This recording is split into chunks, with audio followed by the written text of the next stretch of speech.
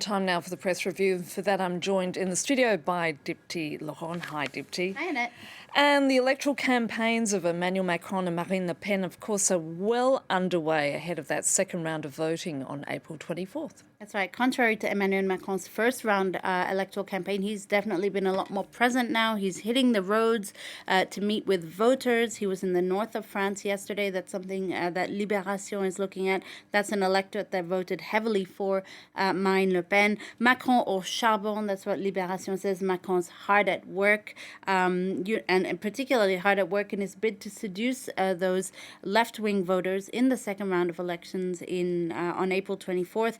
The far-right leader Marine Le Pen, meanwhile, was in a rural department yesterday, one that actually did vote for her. Some of the French countrysides did vote heavily for the far-right. She was promising to remove VAT taxes on about 100 food products in a bid to improve purchasing power, which is emerging as a key issue for voters. L'Humanité, the communist paper, though, calls her a social imposter, saying that she's actually deceiving voters, so beware. No surprise. The international press, of course, closely observing this election campaign. And what are they saying about the fact that we're having a repeat of what we had in 2017, with Macron once again facing off Le Pen?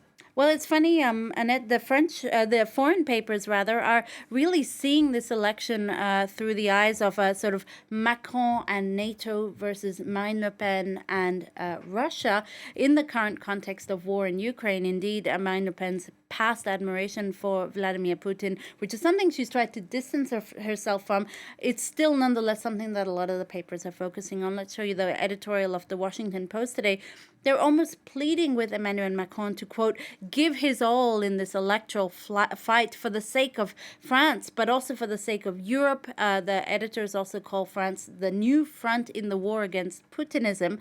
Meanwhile, international and political editor Peter Hartzer writes in today's Sydney Morning Herald about this, quote, ascendant Putin fan club in Europe that's prevalent in 3 elections. You've got Viktor Orban, the pro-Putin leader of Hungary, who was re-elected earlier this month. There's Marine Le Pen, of course, but there's also Serbia's Alexander Vucic, whose country is almost wholly reliant on Russian gas. Peter Hartzer writes that this fan club is proof that the, quote, frontline assault on Western liberal democracy is not only a distant physical phenomenon, but that the enemy lies within as well.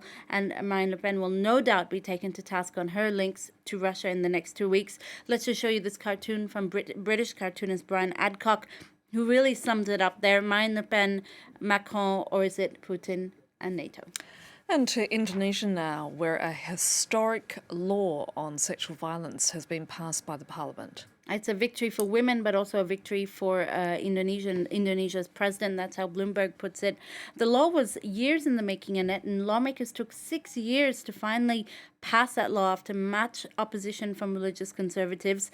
The editors of the Jakarta Post talk a bit more about that law today, noting that it promotes a victim-centered approach by providing a victims trust fund, integrated services to handle cases, and victim rehabilitation. It's also, importantly, expanded the definition of what sexual violence is, so it includes physical and non-physical sexual harassment, sexual torture, forced contraception, forced sterilization, forced marriage, sexual slavery, sexual exploitation, and even cyber sexual harassment.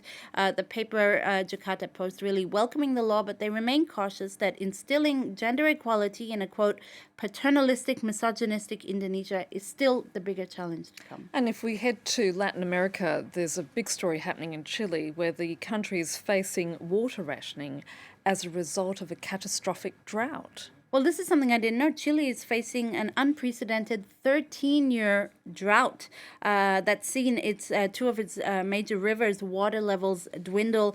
As a result of this, the government's announced for the first time a new system that they're going to implement in Santiago, the capital that's home to 6 million people. It'll start with a color-coded system, then public service warnings, and then reduced water pressure. And finally, some citizens could face rotating water cuts of up to 24 hours. The governor of Santiago is quoted as saying, climate change is not just global, it's happening at a local level now. Change of pace, I understand, Dipti. Some news from Britney Spears. That's right. You know what? For once, it's happy news in it. You know that the pop star finally freed herself from that parental conservatorship that she said damaged her life and her mental health. She also said at the time it wouldn't even allow her to fall pregnant because she had a contraceptive device that they wouldn't allow her to remove. Well, now she's pregnant with her third child. It's her first with her partner, Sam Asghari. Britney Spears saying on social media that she initially thought she had a food belly, but after a couple of tests, it turns out there is very much a baby in that belly now. Nice to end the segment on such news. Thanks again for that, Dipti.